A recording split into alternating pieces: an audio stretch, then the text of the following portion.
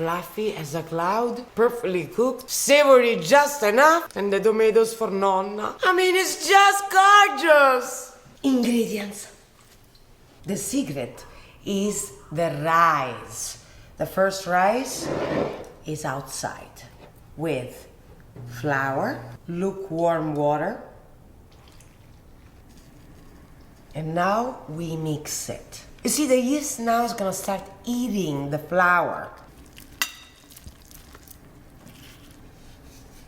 Salt, extra virgin olive oil.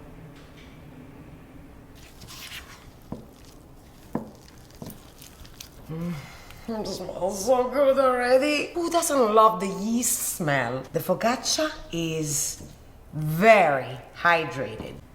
Cover and let it rise.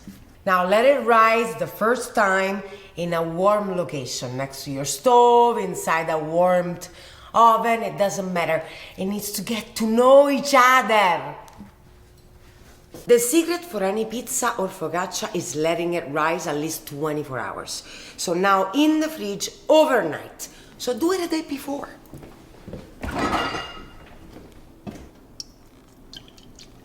Now oil everywhere. Remember, focaccia is moisturized with extra virgin olive oil. You'll thank me for it.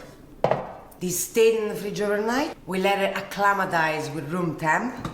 I woke up this morning, I took this out, I had my coffee, and it settled at room temperature, about an hour and a half.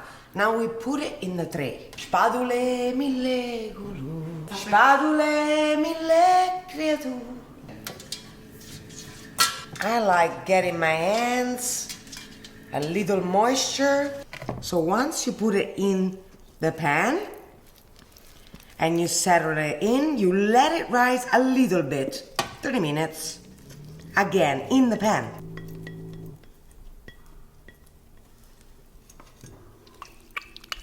Stretch and fold, again.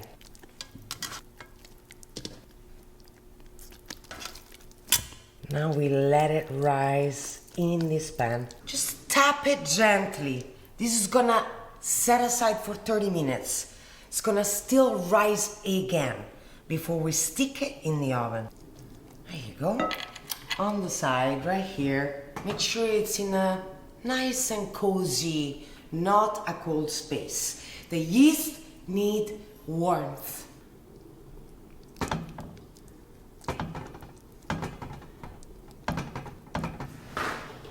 There you go. Wow. Nonna Caterina would be proud! We are ready to really dig in with the tip of your finger, which I don't have anymore because of my nails. Put a little bit of extra virgin olive oil on your hands. You don't want your fingers to get stuck in there, and you still want to give that extra moisture. Look at this.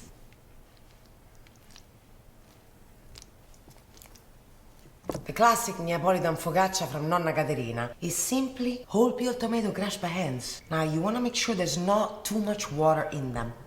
So we're going to go and drain them a little bit like this, and then you're gonna destroy them. Dried oregano. I already know what's gonna happen here. Salt. And a last drizzle of extra virgin olive oil. And now, let's put it in the oven.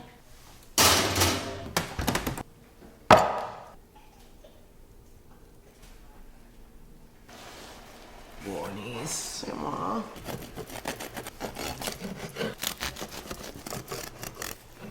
Guys, 20 minutes and we created magic. Look how fluffy this is.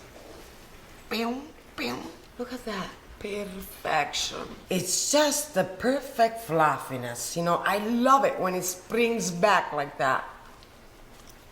Oily, the tomato had that moisture, the oregano is just perfect. I mean, all you gotta do is subscribe and make it and let me know what it comes out as, because it's just gorgeous.